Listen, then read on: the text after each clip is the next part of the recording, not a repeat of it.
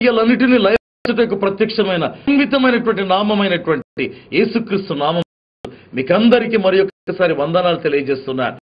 దేవుని ప్రియబిడ్డ ఈ మరి యొక్క అత్యంత శక్తివంతమైనటువంటి మాటల ద్వారా దేవుడు అనేక మంది జీవితాలను పలకరించాలని కోరుతుంటున్నాడు. పరిశుద్ధ గ్రంథంలో గమనిస్తే యోహాను వ్రాసిన మొదటి పత్రిక 3వ అధ్యాయం 8వ వచనంలో ఒక అద్భుతమైనటువంటి దేవుని మాట కనిపిస్తుంది. ఆ భాగం గమనిస్తే అపవాది మొదటి నుండి పాపము చేయుచున్నాడు కనుక పాపము చేయబడి అపవాది సంపంది. అపవాది యొక్క క్రియలను లయపరచుటకే దేవుని కుమారుడు ప్రత్యక్షమాయను. ప్రియ దేవుని బిడ్డలారా, మరి ఒకసారి గ్రంథాన్ని బట్టి దేవుని మాటలను బట్టి దేవునికి వందనాలు తెలియజేస్తున్నారు. పరిశుద్ధ మాట బట్టి మనకు ధ్యానిస్తే దేవుని కుమారుడైనటువంటి యేసు క్రీస్తు ఎందుకు ప్రత్యక్షమయ్యాడు అంటే అపవాది క్రియలను లయపరచుటకే. ఆ మాట చూడండి, అంటే ఇక వేరే ఉద్దేశంతో కాదు, ఒక ఉద్దేశం అపవాది క్రియలు ఏమేమి ఉన్నాయో వాటన్నిటిని లయపరచడమే. అందుకే దేవుని కుమారుడు ప్రత్యక్షమయ్యాడు. ప్రియ దేవుని బిడ్డలారా, మహిమకరమైనటువంటి సంగతి. ఆదాము హవ్వల జీవితంలో సాతాను ప్రవేశించినది మొదలుకొని అపవాది క్రియలు మానవ సమాజంలో అనేకలుగా విస్తారంగా అవి విస్తరించడం ప్రారంభించాయి. అయితే చివరిగా యుగముల అంతమందు దేవుని కుమారుడు దిగి వచ్చాడు. ఎందుకు దిగి వచ్చాడు? అపవాది క్రియలు అన్నిటినీ లయపరచుటకే.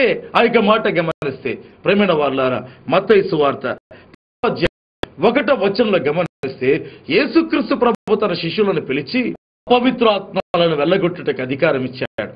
ప్రతి విధమైన వ్యాధిని రోగమును స్వస్థపరచుటకు వారికి అధికారం ఇచ్చినట్లుగా దేవుని వాక్యంలో రాయబడింది. మొదట అపవిత్రాత్మలను వెళ్ళగొట్టుటకు అని రాయబడింది. ఆపిదప రోగములను వ్యాధులను స్వస్థపరచుటకు. ఏంటంటే ఆ యొక్క 2 మాటలు లేదా పలికిన మాటలను 2 భాగాలుగా విభజిస్తే ఒకటి అపవిత్రాత్మ, రెండవది రోగం లేదా వ్యాధి. అనేక సందర్భాల్లో అపవిత్రాత్మల పరులలో ఒకటి ఏంటంటే జబ్బులు తీసుకొని రావడం.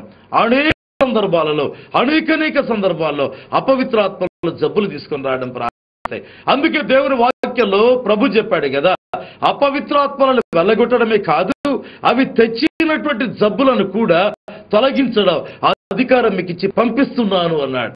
ప్రియ దేవుని బిడ్డలారా, ఎవరైతే దేవుని ఆత్మను కలిగి ఉంటారో, ఎవరైతే సేవ కొరకైన దేవుని అభిషేకం కలిగి ఉంటారో వారి జీవితంలో దేవుని ఆత్మ వారి మీదకి దిగి వచ్చిన తర్వాత పరిశుద్ధాత్మ వరములు పనిచేయడం ప్రారంభిస్తాయి. ఆ యొక్క పరిశుద్ధాత్మ వరములు పనిచేస్తుండగా అపవిత్రాత్మలు కేకలేసి పారిపోవడం ప్రారంభిస్తాయి.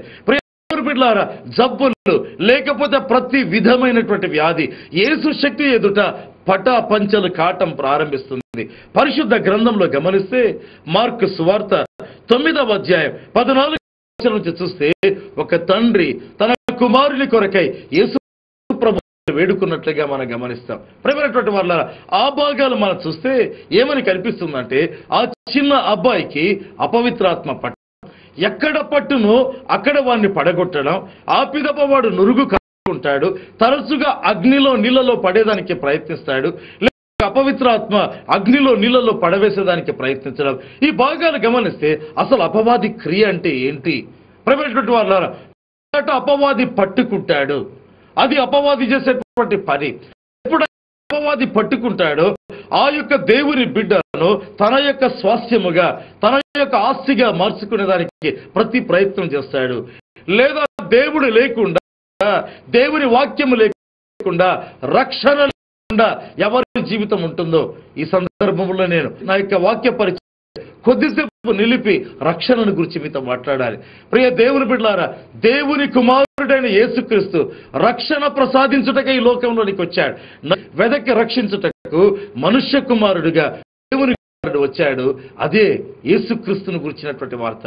ఎవరి జీవితంలో రక్షణ పొందలేదో అది అత్యంత దౌర్భాగ్యకరమైన పరిస్థితి.